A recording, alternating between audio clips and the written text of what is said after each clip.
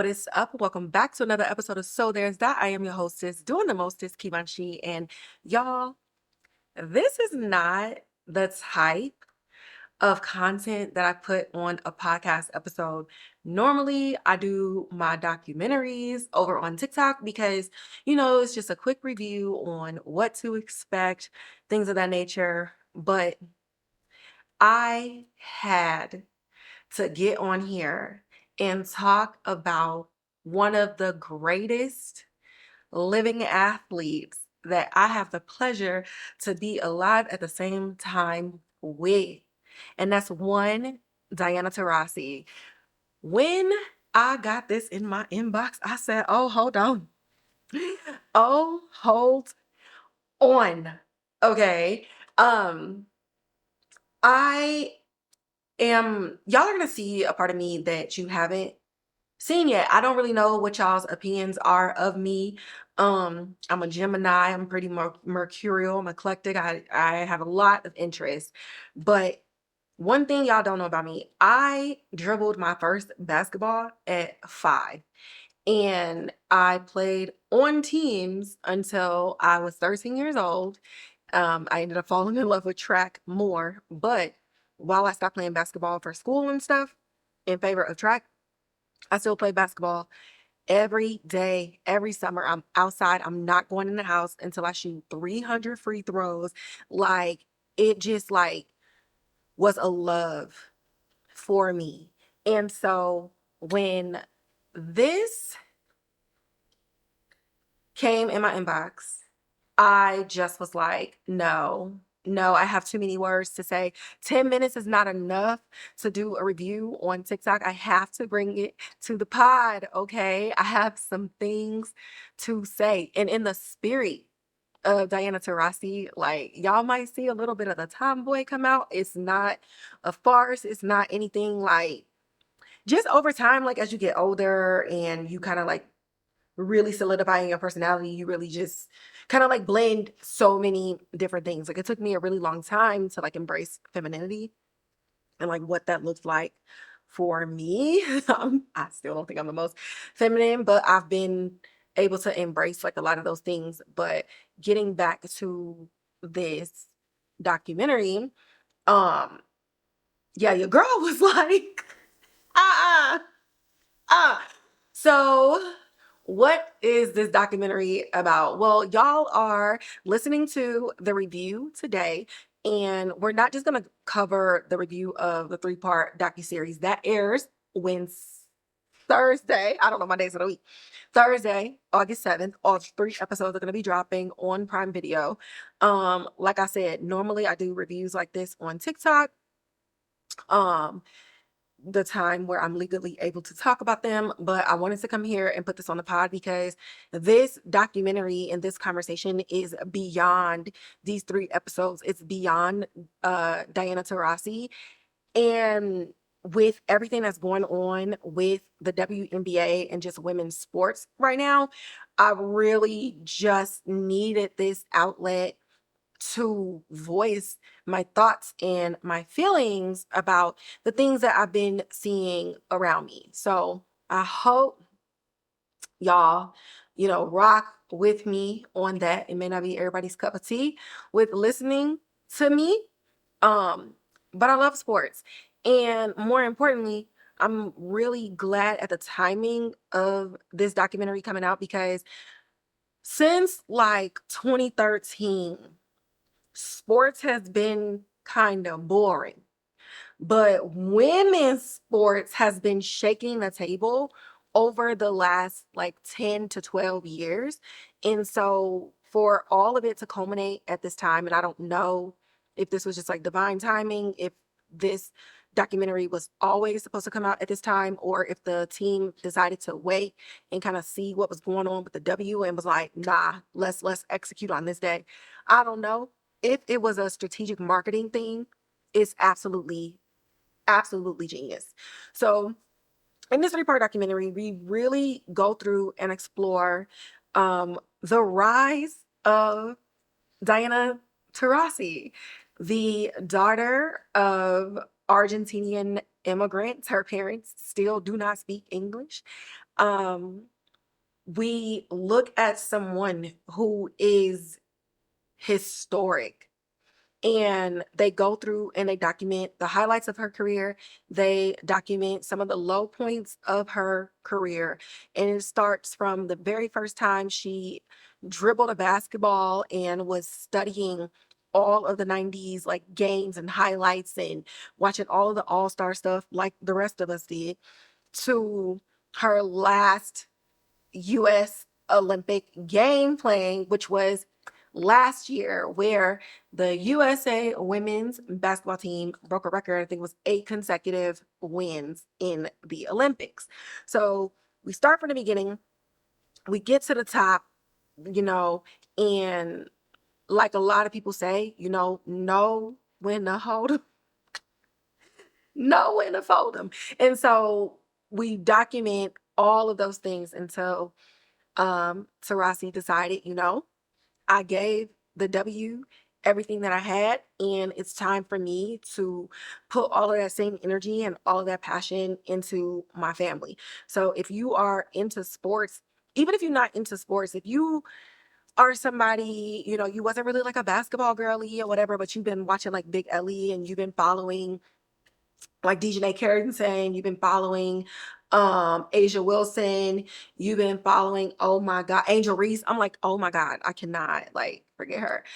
Brittany Griner, um, and you've just kind of had an interest in them and how they've been able to merge their already curated social media presence with being professional athletes, then I think this will do you a really good service to kind of see who laid the groundwork for these women to come out here and be able to exist in this space and have the type of platform that they're able to have right now. So that's what the rest of this podcast is about to be about, surrounding Diana, but really the history of the W, um, and just some of the injustices and pay disparities and all of those things combined. And so, with that, like I said, I needed more than 10 minutes to yap about this. So, I'm yapping about it with y'all. Hey, y'all. So, just jumping right into it. The WNBA wasn't even a thought in anybody's mind until 1996. And I think the first game in the W aired in 1997. I was 8 years old. I was one of those kids who literally was just watching like bootleg and one tapes outside. I thought like I was hot sauce. I'm trying to do like the spider dribble and everything like that, dribbling with both hands, crisscrossing and everything. We only had men sports. Now, don't get me wrong, they was killing it, right? All of a sudden, there's women in the National Basketball Association, and you get people like Candace Cooper, Cheryl Swoops, Lisa Leslie, who I just saw in person earlier this year at Unrivaled. Oh my God. Oh, I still can't believe it. Um, so you get these women that's coming out of the gate. Lisa Leslie, the first woman to dunk in the W, literally shattering the backboard. Like, this opened up a world for young girls, right? So we out here in the streets, we challenging every boy on the block. We out here playing, we getting in our same reps as much as them. And now there's an opportunity for us to be taken seriously than just playing basketball in the alley or at school or whatever. Now, even young boys are looking at girls, and now you're playing pickup games, and it's mixed, boys and girls, whatever. If you good, you good. If you trash, then we're going to find out. So you have like that history of it all. And Diana Taurasi, in the first ever WNBA draft in 2004, was the first number one draft pick into the WNBA. Okay, I just want to say this for all of the people who put out content when there were like Caitlin Clark comparisons and all these other things, and everybody was hopping on a TikTok talking about, oh, she washed, she this, that, and the third or whatever. And it was surrounding the comments where they asked Diana, with these girls coming out, people are comparing, Caitlin Clark's Caitlin Clark's stats to yours, like what you got to say with her coming to the WNBA. She was like, I'm paraphrasing, I don't remember the exact quote, but she basically was like, you finna find out like what the real deal is. You was a shit in middle school, you was a shit in high school, you was a shit in college, but now you're about to be playing with and against women who've been in this league for years, whose bodies are stronger than yours, who in the league you just play differently. And everybody, you already know, when people only just discover something and they don't know the history, they was all on the internet talking all type of shit. One thing I love about Diana is she don't be online. And then when she's made aware of it, she's like, okay, but you're not gonna beat my ass. Like, and I didn't lie. And so going back again, first WNBA draft, first round draft pick to the Phoenix Mercury. Was it Phoenix Mercury? Yeah. It don't get more legendary than that. And then to top it off, just having that hustle, that grind, and that passion, putting in that work in her backyard, putting in that work on the courts, even when she had to learn the same lessons that she was trying to tell these up and coming girls. Like, you wasn't lifting weights, you just was good at basketball. And then you got to college and a big bitch blocks you out. And now you like, hold on, I might need to do some push-ups. So we're talking about somebody who has like such a legendary status, who went through the hard times to create a platform for all of the newer ladies that I just mentioned. So you talking athlete lifestyle, right? You looking at these football players, you looking at these MNBA players. Oh, they got a $30 million deal. They're making $182,000 annually, blah, blah, blah. And you got people like Taurasi, who was held literally until she retired as the best of the best in her field. But as she's at the top and really getting people excited and interested in the W on a completely different level than it was before, her annual paycheck was $42,000. And we got the W now really pushing hard on increasing this pay and even looking at some back pay, because they've been severely underpaid for almost 30 years. Almost 30 years. And at the time where Taurasi came in, you really had only one other option. Once you done playing league, you had to go to Russia or Turkey just to be valued as a woman.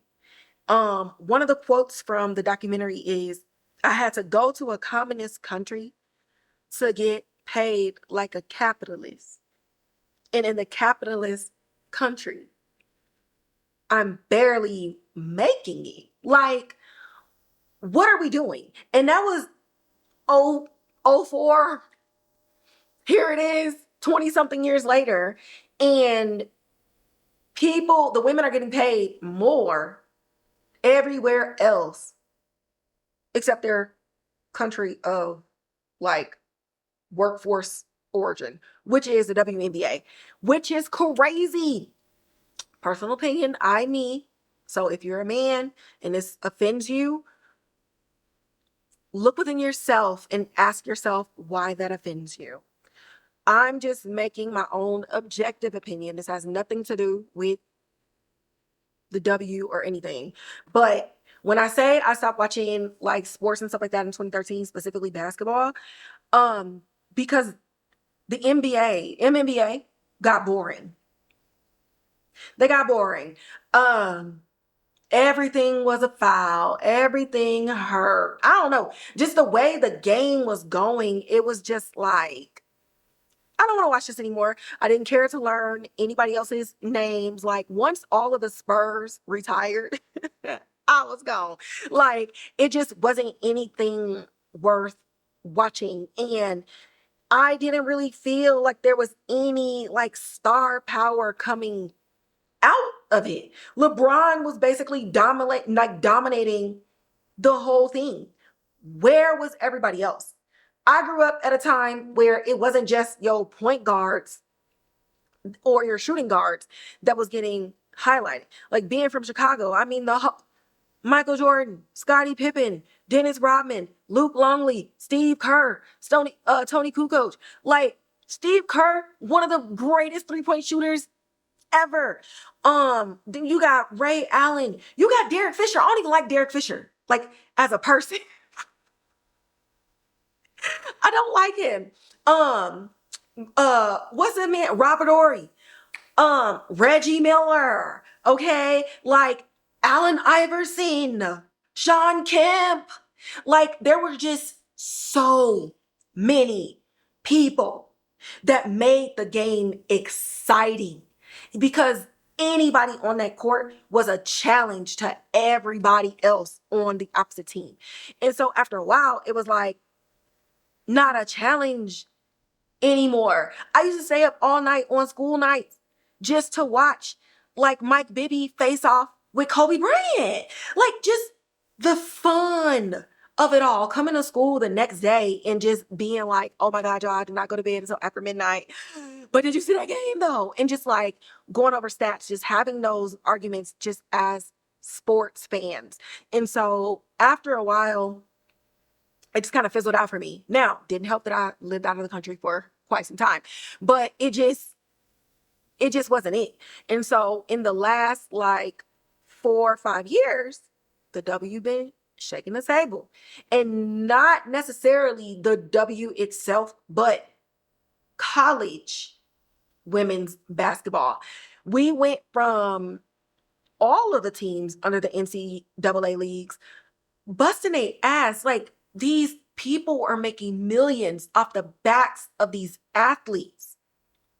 And we finally got it to where they're able to get paid while in college, get endorsements, and get all of these other things, especially for women, because the W is still not paying them what they're worth at all.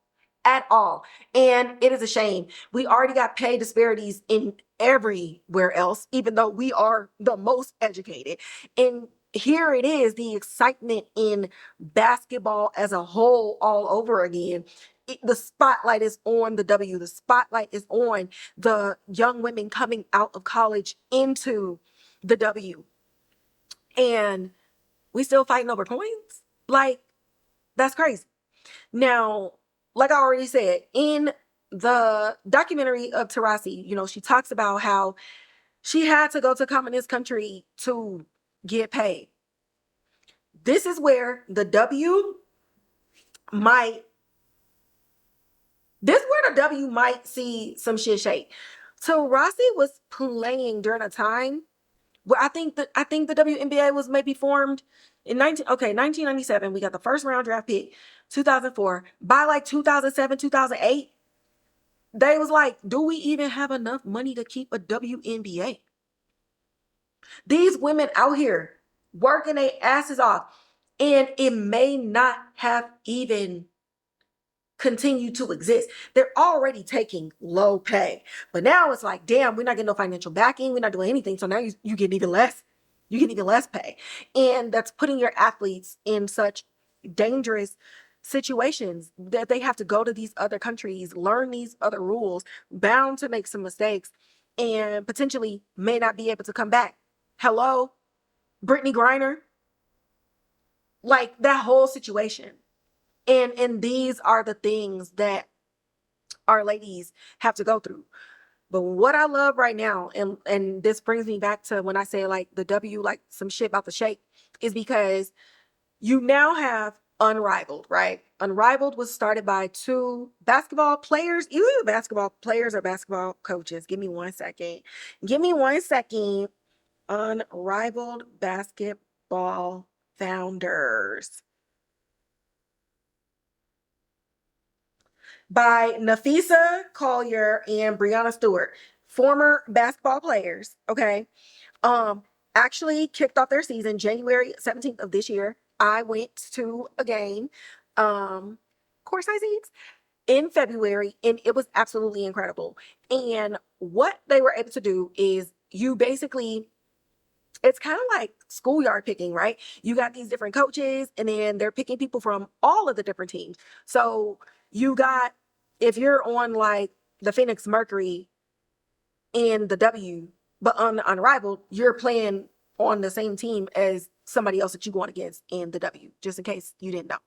So it's a mix up. It's like running league.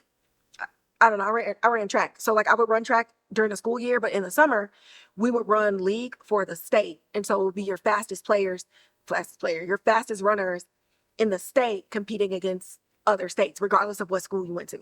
So basically that's the same premise. But the benefits of Unrivaled, let's talk about it. Let's talk about it.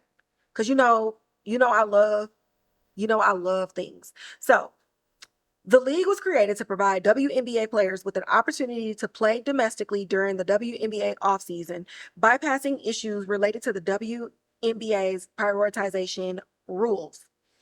So founders, like I said, Nafisa Collier and Brianna Stewart, the league emphasizes player ownership and equity.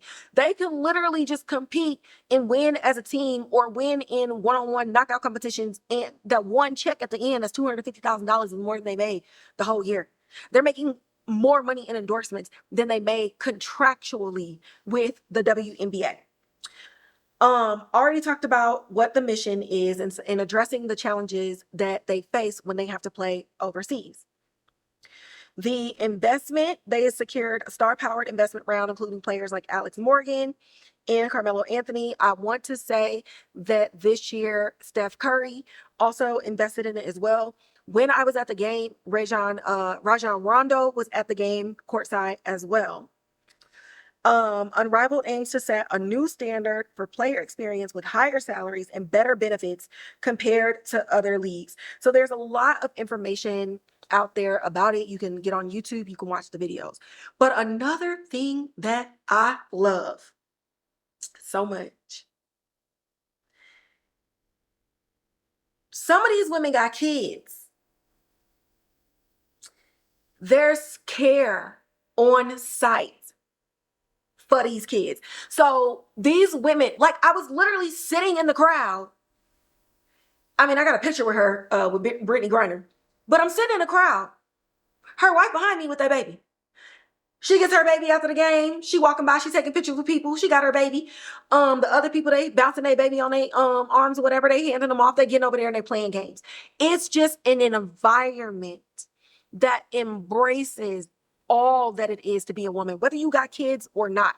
But that is such a pivotal and an important piece to create a safe space and a psychologically and emotionally stable environment to where when these women go out and do their jobs, when they go out and do what they love, they don't have to feel like they're abandoning their family in favor of the sport.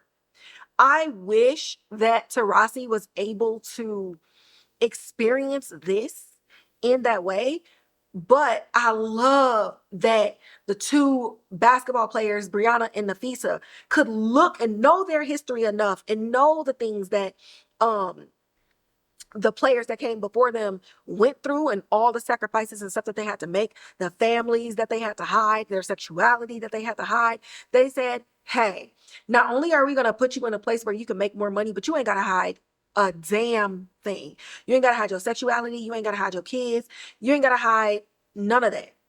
And one of the players, oh my God, my wife loves her. Hold on. I forget what team she plays on. They were undefeated. Unrivaled team, undefeated. Hold on. The Lunar Owls, Skylar Diggins. So you get a lot of like press that will like to highlight a woman's facial expressions, the perceived bad attitude, the shade. They're not really highlighting the game, right? They're not doing any of that. They want to get some things that can kind of circulate and stir some bullshit, because as much as people be like, oh my God, I can't stand women drama, y'all circulate it. You incite it. you create it, because in you, you feel like that's all women are good for. And so I think Skylar just got divorced, and um they were doing like a thing or whatever, and I think it was after like an Unrivaled game or whatever, and somebody was like, oh, I see your name change. She said, yeah. And then I think the question just went somewhere else, and it's like, yeah, this ain't that bullshit that these publications be doing after these games, whatever. We're not doing that here. Our women are not experiencing that here. And they just had like a whole, it was all over the internet, like the WNBA, like the whole All-Star weekend, everything. It just looked, I'm gonna just be real, gay or not, it just looked like a grand old lesbian ass time. And I say it for myself. And then I told my wife, we're participating. We're participating. We have to, because it's a historic moment. So circling it back to Taurasi, right? Dumb publications and just everything just being like, oh, who she thinks she is, da da da. She is who the fuck she thinks she is. Like UConn's like historical figure. And male or female basketball player, she is the most decorated basketball player, period. I think she got the most scoring points of male and female. It's like 10,300 and something points. Hold on. Diana, y'all know I love stats. Most, y'all know what I'm trying to say. Decorated player, if I could spell, of all time. Um, are y'all gonna put her points up here?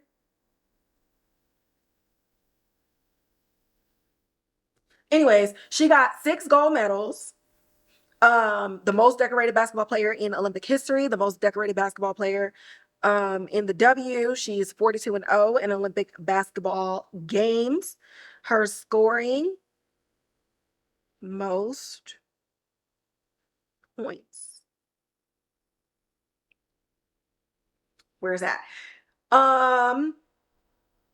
10,646. She is the only player to surpass the 8,000 and 9,000 point milestones. Taurasi also holds the record for most career field goals, free throws, and three-point goals. No shade to the new girls, but remember where you came from. And honestly, that's for everything. Remember your history, music history, world history, American history, acting history, basketball, football. Like, somebody had to suffer so that you can pop your shit. So don't pop your shit and act like this was just the playing field that you were given. People like Taurasi had to fight and chose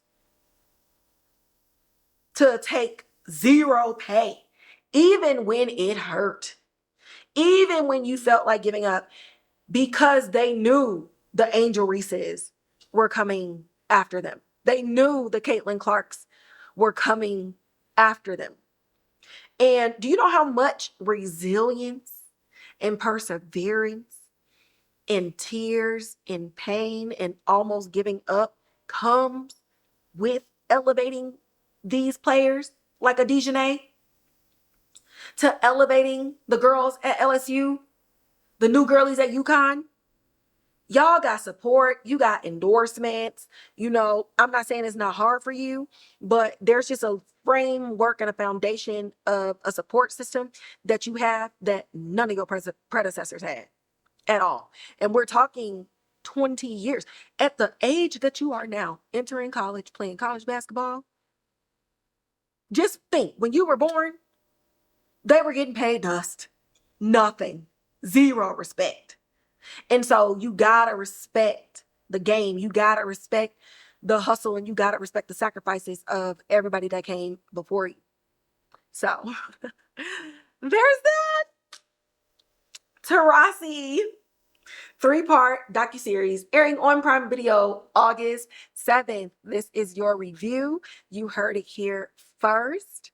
Like I said, normally this is like a TikTok video, but as you can see, I just had a whole bunch of stuff to say, and there's so much more to say. I could talk about this for forever. I love sports. A lot. I watch a lot of sports. But seeing, like, just feeling invigorated again beyond sports, like even thinking about like women's soccer last year. Like, what nobody, be real, don't nobody look to the United States for soccer at all. But the ladies was shaking the table.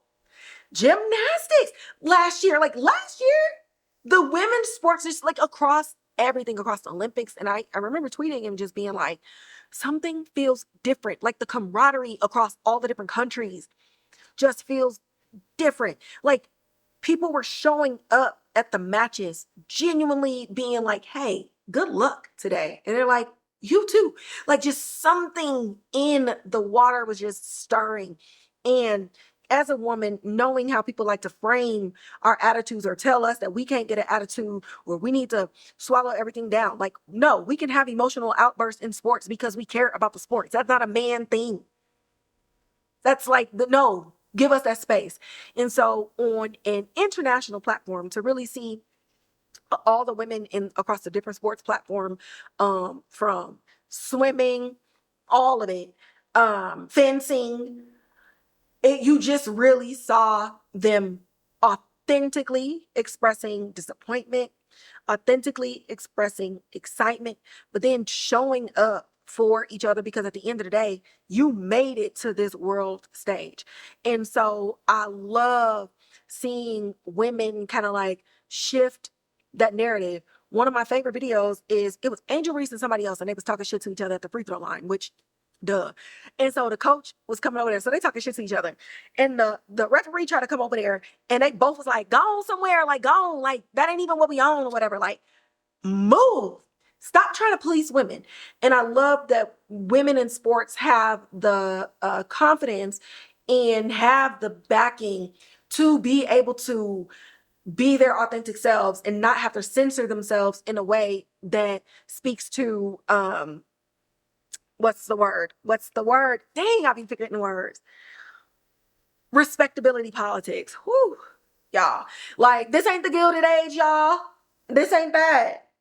I mean, go watch the Gilded Age, but I'm just saying, like, I just love it. I'm excited for it. I hope all of y'all tune in. Diana deserves. Diana, if you see this, thank you. I already said it on Twitter. I know you don't be online, but like, thank you. Like, I was a freshman in high school from 2003 to 2004. I watched that draft pick. Like, I watched all those college games. Like, I'm so happy that they gave her flowers now. She deserves it and more. And she did what needed to be done. So the ladies of today can talk their shit. So with that, I'm going to wrap up this episode. As always, like, share, subscribe, hit that notification bell, leave comments in the comments box below. If you got people that only want to listen, make sure you share that Spotify and the Apple Podcast link. You can also find me on Instagram at So There's That Podcast, where I post about film and TV news and updates. You can also find me on TikTok, like I said earlier, where I do a lot of short form reviews of shows and movies that I do not report on the podcast. Okay, gotta keep it brief, gotta keep it sweet. And you can always find me on Twitter at Kivanchi. Oh, TikTok is at Kivanchi as well. And with that, I'm gonna catch y'all in the next episode.